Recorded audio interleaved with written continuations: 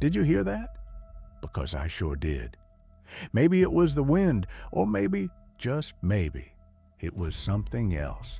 Something that walks these Texas trails long after midnight. Texas, the land of big skies, barbecue, and ghosts? That's right. I went ghost hunting deep in the heart of Texas, and what I found still gives me chills. If you think you know everything about the Lone Star State, think again. Because tonight, I'm taking y'all on a journey through haunted halls, shadowy saloons, and hotbeds of hair-raising history. And trust me, you're going to want to leave the lights on. Howdy, y'all. Welcome back to the Lone Star Plate, where we dish up everything big, bold, and undeniably Texan. Today's episode, it's not about brisket or bluebonnets. Nope. Tonight, we're talking about Texas ghosts. That's right. I put on my bravest boots, grabbed my flashlight, and went searching for the supernatural right here in my home state. Maybe you're a skeptic, maybe you're a believer, or maybe you just love a good story. Either way, stay with me, because what I experienced out there gave me a whole new respect for Texas after dark. Now, you might be wondering, just how haunted can Texas really be? Well, partner, Texas has more than 100 or 200 registered haunted sites. From rattling chains and abandoned jails to ghostly ladies wandering centuries-old hotels, we've got enough spine-tingling tales to fill up the Guadalupe River. But I wasn't satisfied with stories. I wanted answers. So I picked 3 of Texas's spookiest spots and headed out to see if the legends were true. First stop, the Menger Hotel, right in the shadow of the Alamo in San Antonio. Now, if you know one thing about Texas, it's that we don't do things halfway. And when it comes to hauntings, the Menger is all in. This place has hosted presidents, outlaws, and plenty of restless spirits. Folks say the ghost of Sally White, a chambermaid murdered in 1876, roams the halls, still tending to guests who don't even know she's not of this world.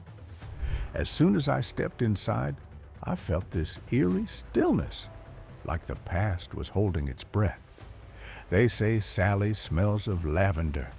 And let me tell you, walking those creaky floors late at night, more than once I caught a whiff of something sweet when nobody else was around. Maybe it was just nerves, or maybe she was closer than I thought. But the real surprise was in the bar, the oldest continuously operating hotel bar in Texas. Locals claim President Teddy Roosevelt liked to recruit his Rough Riders there, and on moonlit nights you can hear spurs jingling and glasses clinking when no one's pouring drinks.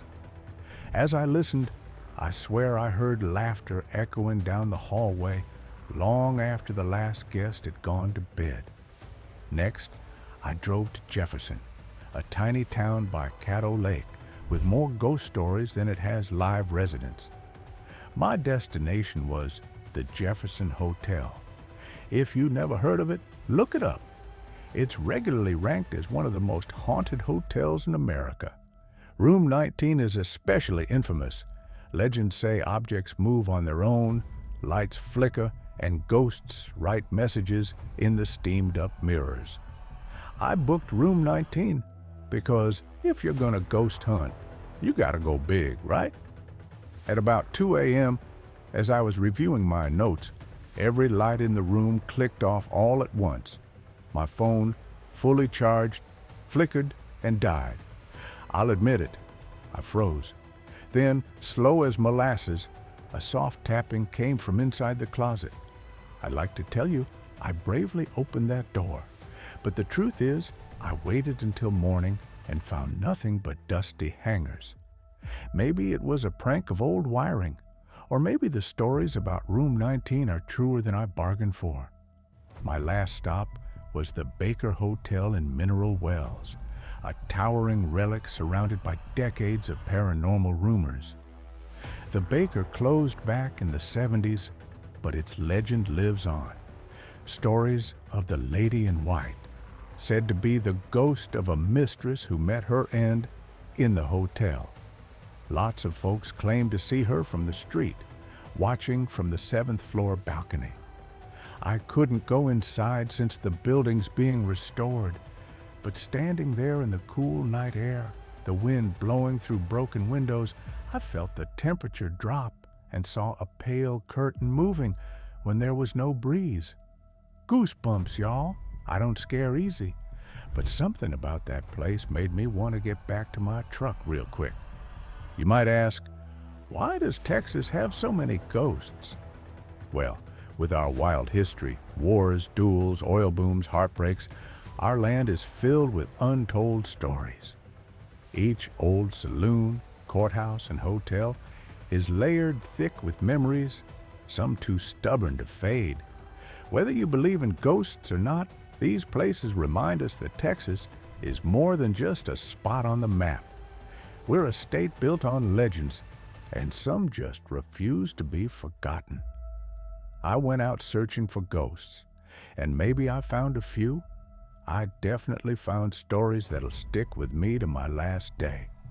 And honestly, whether you believe or not, there's something magical about standing in the same dusty halls and moonlit streets where history refuses to die. Now, I gotta ask, do you believe in ghosts?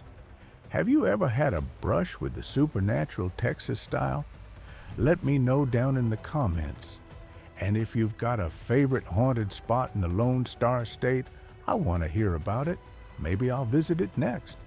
While you're here, y'all, give that thumbs up a tap, share this video with your bravest friends, and be sure to subscribe so you don't miss the next Texas-sized adventure.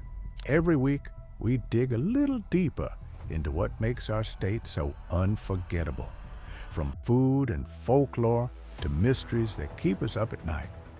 So, the next time you pass an old building or feel a chill on a warm Texas evening, remember, around here, you're never truly alone. Thanks for joining me on this ghost hunt with the Lone Star Plate.